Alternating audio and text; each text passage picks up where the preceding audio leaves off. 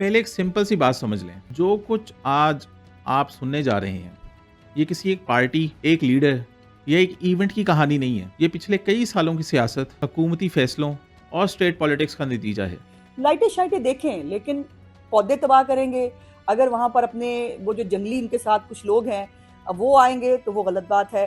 पंजाब के अंदर, लाहौर के अंदर बिल्कुल किसी जो है वो सियासी सरगर्मी की आड़ में मनशियात लाने की इजाज़त नहीं है, असलहा लाने की इजाज़त नहीं है, और ये नहीं देंगे।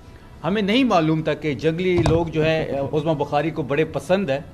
अगर इतनी पसंद थे हमें पहले बता देते, हम 3-4 जंगली लोगों का बंदोबस्त कर लेते उनके लिए। पहले आज़ादी मार्च, फिर हकीकी आज़ादी मार्च, उसके बाद जेल भरो तहरीक, फिर 9 मई का सानिया, अक्टूबर 2024 में मुल्क भर में प्रोटेस्ट, फिर नवंबर 2024 में इस्लामाबाद प्रोटेस्ट जिसे फाइनल प्रोटेस्ट भी कहा गया, फिर 5 अगस्त 2025 को नेशन वाइड प्रोटेस्ट और रैलीज। उसके बाद केपी में चीफ मिनिस्टर की तब्दीली, दिसंबर में अडयाला जेल के बाहर प्रोटेस्ट करने और 2 साल से ज्यादा अरसे तक बानी पीटीआई को जेल से बाहर ना निकलवा पाने के बाद बिल आखिर पीटीआई के सीएम सुहेल अफरीदी साहब ने केपी के नौजवानों को एथिक्स पढ़ाने का फैसला कर लिया है। इस सिलसिले में उन्होंने केपी के करिकुलम में एथिक्स सब्जेक्ट ऐड करने का फैसला किया है। केपी के चीफ मिनिस्टर सुहेल अफरीदी साहब ने यह भी ऐलान किया कि ethics as a compulsory subject add करने से हम स्टूडेंट्स की कैरेक्टर बिल्डिंग करेंगे। केपी सीएम सुहेल अफरीदी की जानिब से ये फैसला उस वक्त सामने आया जब वो पेशावर में एक गवर्नमेंट स्कूल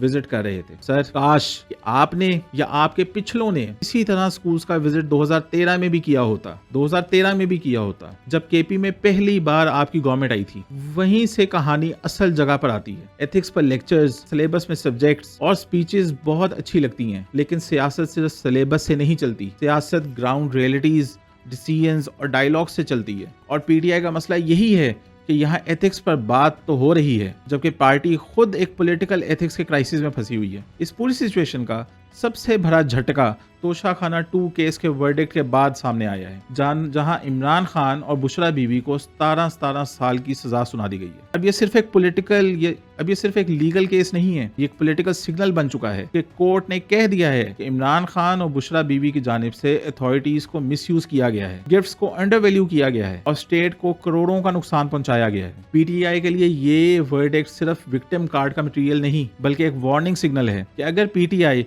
उसी रविश पर जारी रही जहां पर वो इस वक्त जाना चाह रही है, तो आगे उनके खिलाफ इसी तरह के मजीद सख्त फैसले आएंगे। मसला ये नहीं कि पीटीआई इस वर्डिक्ट से इत्तेफाक करती है या नहीं, मसला ये है कि पीटीआई का रिएक्शन हर चीज के जवाब में सिर्फ प्रोटेस्ट और स्ट्रीट पावर से देना है। हर फैसले के बाद पार्टी की जानिब से एक ही स्क्रिप्ट जारी होता है कि ये सब साजिश है, अदालत बाइस्ड है और अवाम सड़कों पर निकलेगी।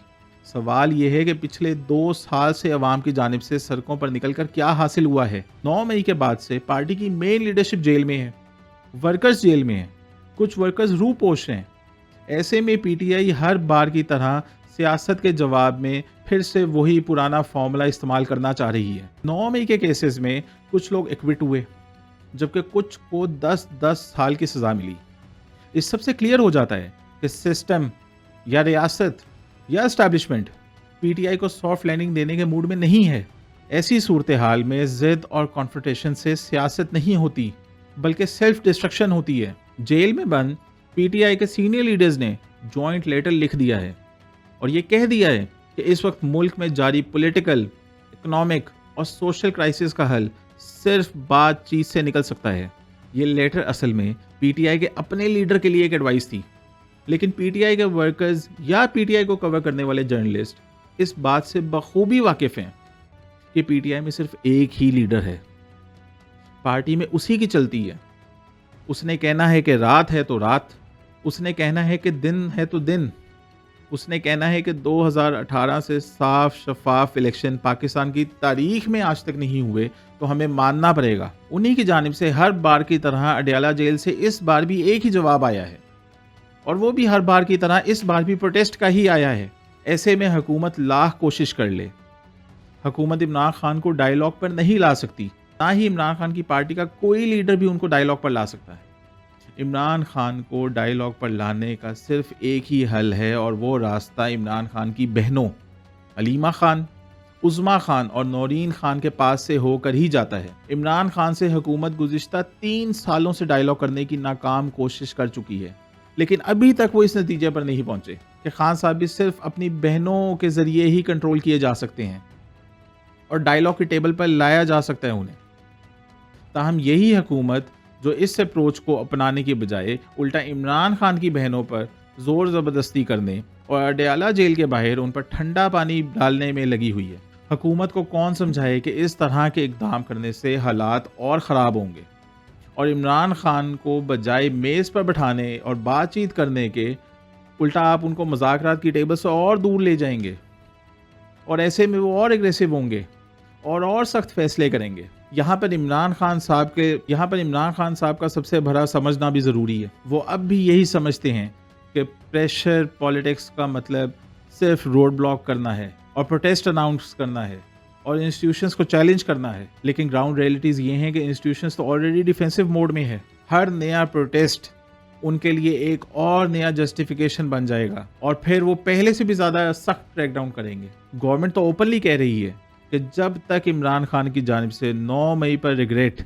या अपॉलजी नहीं होती, गवर्नमेंट और पीटीआई के दरमियान फ्यूचर टॉक्स या डायलॉग पॉसिबल नहीं है। ऑपोजिशन अलायंस कह रही है कि निगोसिएशंस के दरवाजे बंद नहीं होने चाहिए, लेकिन पीटीआई का ऑफिशियल स्टांस फिर वही है कि फॉर्म 47 की हुकूमत से कोई बातचीत नहीं हो सकती, सिर्फ स्ट्रीट मूवमेंट होगा जब तक कि असल डायलॉग करने वाले डायलॉग के लिए नहीं मानते। सर यही मसला है ना कि आप नाम नहीं लेते, आप नाम लें कि सर एस्टेब्लिशमेंट से डायलॉग करना है। ये वो जिद है जो पार्टी को धीरे धीरे पॉलिटिकल आइसोलेशन की तरफ ले जा रही है। एक तरफ केपी में एथिक्स पर लेक्चर्स और दूसरी तरफ नेशनल पॉलिटिक्स में नो कॉम्प्रोमाइज नो डायलॉग का नारा। क्या ये पीटीआई को बहैसियत जमात ज़ेब देता है?